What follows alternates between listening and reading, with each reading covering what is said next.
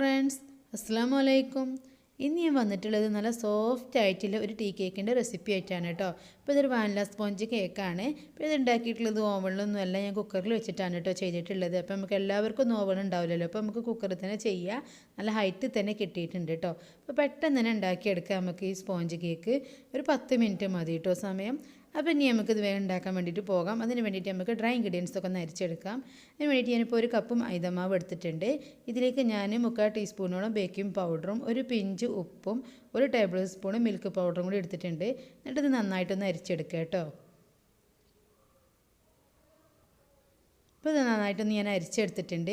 പിന്നെ നമുക്ക് ഈ കേക്ക് ഉണ്ടാക്കാൻ വേണ്ടത് ഒരു 1/4 കപ്പ് നല്ല ചൂടുള്ള മിൽക്ക് എടുക്കണം കേട്ടോ. അതിലേക്ക് 2 ടേബിൾ സ്പൂൺ ബട്ടറാണ് ഇട്ട് കൊടുത്തിട്ടുള്ളത്.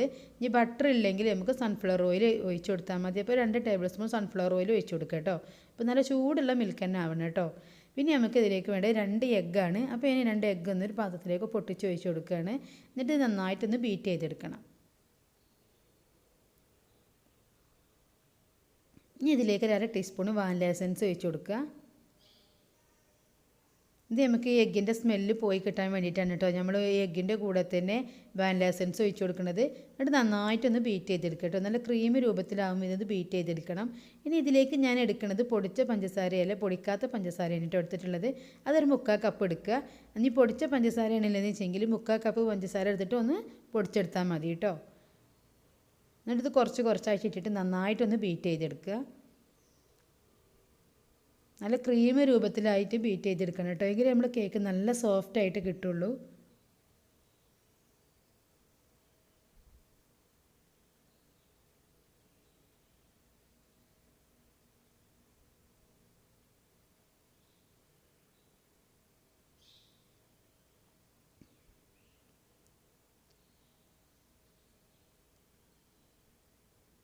ഇത് നല്ല ക്രീം രൂപത്തിൽ തന്നെ ഇത് ബീറ്റ് ചെയ്തെടുത്തിട്ടുണ്ട് കേട്ടോ. ഇനി ഇതിലേക്ക് നമുക്ക് ചെറുതായിട്ടൊരു യെല്ലോ കളർ കിട്ടാൻ വേണ്ടിയിട്ട് ഫുഡ് കളർ യെല്ലോ കളർ ഉണ്ടെങ്കിൽ അത് ചേർത്ത് കൊടുക്കുക കേട്ടോ. അപ്പോൾ ഞാൻ ചേർത്തിട്ടുള്ളത് മാംഗോയുടെ മിക്സാണ് ചേർത്തിട്ടുള്ളത്. അപ്പോൾ നമ്മൾ ഈ ടീ കേക്ക് ആയതുകൊണ്ട് തന്നെ നല്ലൊരു ടേസ്റ്റാണ് കേട്ടോ ഈ മാംഗോയുടെ ഇത് ചേർക്കുന്നത്. ഇല്ലെങ്കിൽ നമുക്ക് പിന്നെ പൈനാപ്പിളിൻ്റെ എസൻസ് ഉണ്ടെങ്കിൽ അതും ചേർത്ത് കൊടുക്കാം കേട്ടോ. അത് രണ്ടും നല്ല ടേസ്റ്റാണ് നമുക്ക് ടീ കേക്കായിട്ട് ഉണ്ടാക്കുമ്പോൾ കഴിക്കാൻ കേട്ടോ. ഇനി ഞാനിത് ഉണ്ടാക്കുന്നത് കുക്കറിലാണ്. അപ്പോൾ ഈ ഫസ്റ്റ് തന്നെ കുക്കറിൽ എല്ലാ ഭാഗത്തും ഓയിലിന് തടവി കൊടുത്തിട്ടുണ്ട്. അതിന് ശേഷം ഇതിലേക്ക് കുറച്ച് മൈദപ്പൊടി ഇട്ട് കൊടുക്കുക. എന്നിട്ട് ഇത് എല്ലാ ഭാഗത്തും ഒന്ന് ആക്കി കൊടുക്കുക കേട്ടോ.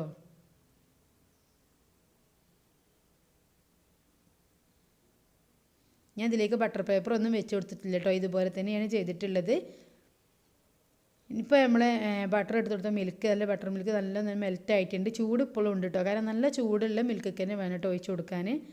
ഇനി നമുക്ക് നമ്മൾ ഡ്രൈ ഇൻഗ്രീഡിയൻസ് ഒക്കെ ഒന്ന് ഇതിലേക്ക് ഇട്ടിട്ട് ഒന്ന് ഫോൾഡ് ചെയ്തെടുക്കാം. അപ്പോൾ കുറച്ചായിട്ട് ഇട്ടിട്ട് വേണം ഫോൾഡ് ചെയ്തെടുക്കാൻ കേട്ടോ. അപ്പോൾ ഇതുപോലെ ഒന്ന് ഫോൾഡ് ചെയ്തെടുക്കുക. അപ്പോൾ ഇനി ഇതിലേക്ക് നമ്മൾ മിൽക്കും കുറച്ചായിട്ട് ഒഴിച്ച് കൊടുക്കുക കേട്ടോ.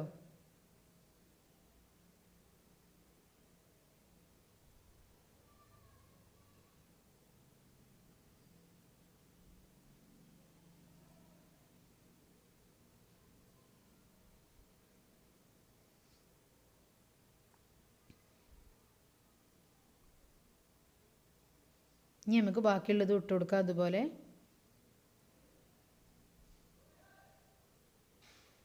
ഇനി മിൽക്ക് ഒഴിച്ച് കൊടുക്കുക.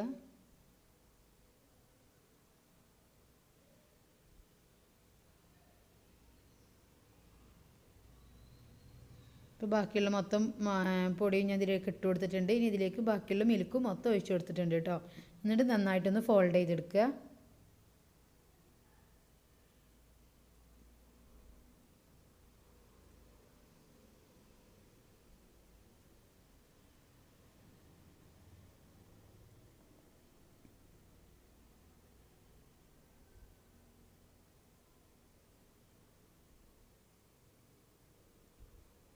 ഇനി നമുക്ക് കേക്കിൻ്റെ ബാറ്റർ കുക്കറിലേക്ക് ഒഴിച്ച് കൊടുക്കാം.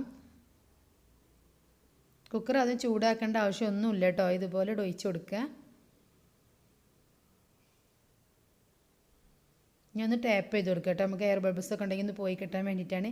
ഇനി ഇത് നമ്മൾ ചെയ്യേണ്ടത് അടച്ച് വെച്ചതിന് ശേഷം വെയിറ്റ് എടുത്ത് മാറ്റണം കേട്ടോ. അതിന് ശേഷം നമ്മൾ ഗ്യാസ് സ്റ്റൗവിൽ ഫുള്ളിൽ 1 മിനിറ്റ് വെച്ച് കൊടുക്കണം കേട്ടോ. ഫുള്ളിൽ കത്തിച്ചിട്ട് 1 മിനിറ്റ്, പിന്നെ നമ്മൾ 10 മിനിറ്റ് സിമ്മിൽ ഇട്ടിട്ടാണ് കേട്ടോ ബേക്ക് ചെയ്തെടുക്കേണ്ടത്. ഇപ്പോൾ നമ്മൾ കേക്ക് നന്നായിട്ട് ബേക്കായി വന്നിട്ടുണ്ട്. കുക്കറിൽ നിന്നൊക്കെ വിട്ട് വന്നിട്ടുണ്ട് കേട്ടോ നമ്മൾ കേക്ക്. ഇനി ചൂട് പോയതിന് ശേഷം നമുക്ക് കേക്ക് കുക്കറിൽ നിന്ന് റിമൂവ് ചെയ്തെടുക്കാം കേട്ടോ.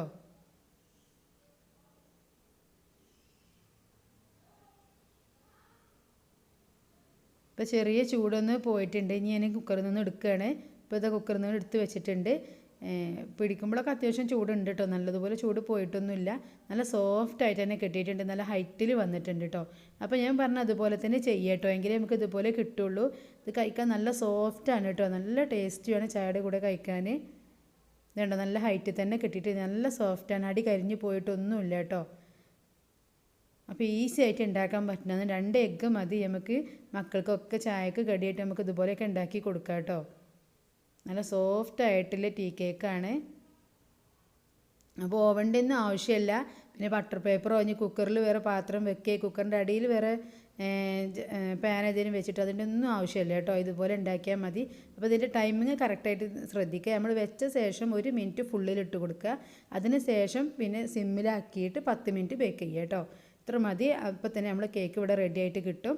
അപ്പോൾ നിങ്ങൾക്ക് എല്ലാവർക്കും എൻ്റെ വീഡിയോ ഇഷ്ടമായി എന്ന് വിചാരിക്കുന്നു. ഇഷ്ടമായിട്ടുണ്ടെങ്കിൽ എല്ലാവരും ഒന്ന് സബ്സ്ക്രൈബ് ചെയ്തിട്ട് സപ്പോർട്ട് ചെയ്യുക, ഷെയർ ചെയ്യുക, ലൈക്ക് ചെയ്യുക, കമൻറ്റ് ചെയ്യുക.